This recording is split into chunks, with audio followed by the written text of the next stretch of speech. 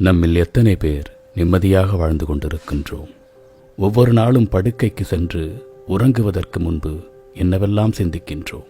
இன்றைய நாளில் நிகழ்ந்தவை மகிழ்வான தருணங்கள், வலியான நேரங்கள், சிறுவயது நினைவுகள், கசப்பான அனுபவங்கள், இன்னும் எவ்வளவோ நிகழ்வுகள் மனதில் தோன்றும். மறுபடியும் கேட்கின்றேன், நம்மில் எவ்வளவு பேர் நிம்மதியாக இருக்கின்றோம்? நான் மட்டும் ஏன் இவ்வளவு பிரச்சனைகளுக்கு உட்படுகின்றேன் என்று மனதில் தோன்றும்.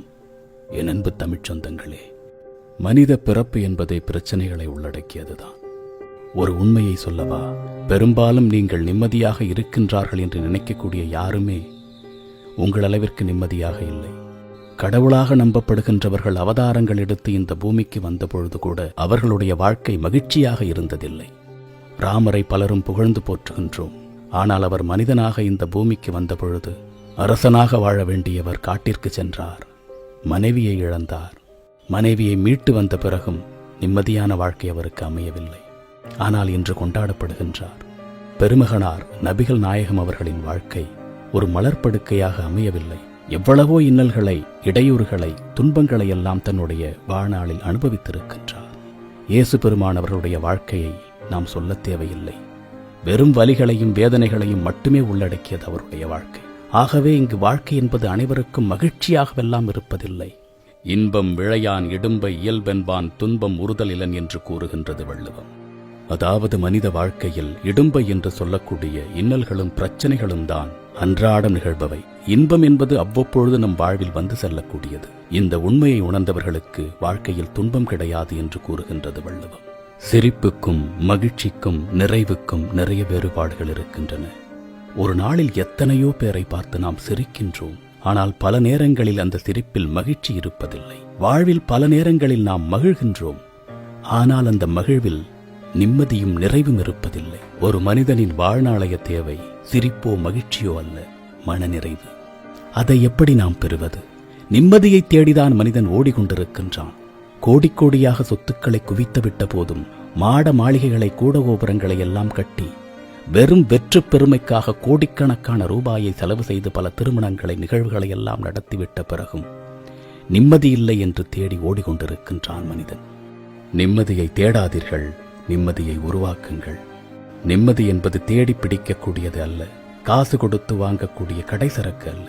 அது உங்களுக்குள் இருக்கின்றது. நிம்மதி என்பது ஒரு ஞானம். அந்த ஞானம் உங்களுக்குள் பிறக்க வேண்டும். அந்த ஞானத்தை எப்படி நாம் பெற முடியும்? அறத்தான் வருவதே இன்பம் என்று கூறுகின்றது வள்ளுவம்.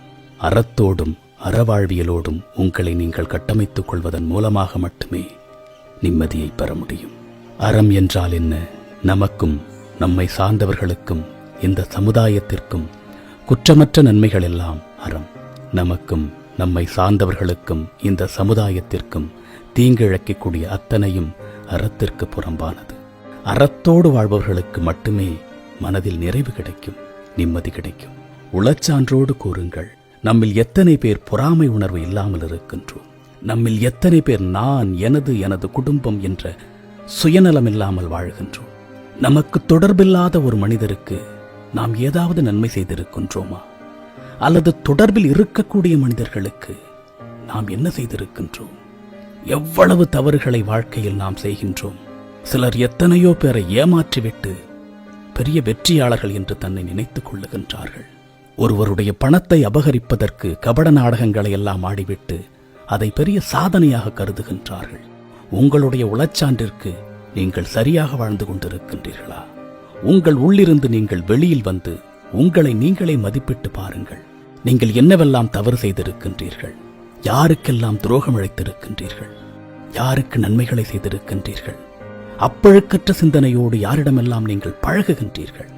பொய்யாமை பொய்யாமையாற்றின் அறம் பெற செய்யாமை செய்யாமை நன்று என்று கூறுகின்றது வள்ளுவம்.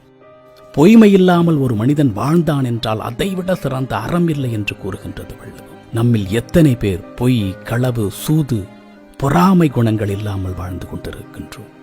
நாம் சொல்லுகின்ற இந்த அறமற்ற செயல்களை எல்லாம் நம்மிடமிருந்து நீக்கிவிட்டால், அறம் நமக்குள் உள்நுழைந்து விட்டால் மனதுக்கு நிம்மதி கிடைத்துவிடும். அறம் என்பது ஒரு செயல் அல்ல, அது ஒரு வாழ்வியல். அறத்தோடு நீங்கள் வாழ வேண்டும், அறமாகவே வாழ வேண்டும். அப்படி வாழத் தொடங்கி அதையே வாழ்நாளில் நீங்கள் கடைபிடிக்கத் தொடங்கிவிட்டால் இந்த உலகின் மன நிறைவான மனிதராக நீங்கள் வாழ முடியும். இதுவரை கடந்ததெல்லாம் கடந்து போகட்டும். அறத்தை கையில் எடுப்போம், மன நிறைவாக வாழுவோம். மற்றும் ஒரு பதிவில் சந்திப்போம். தமிழனாய் பிறந்தேன் என்ற பெருமையுடன் விஜய் சீதாராமன்.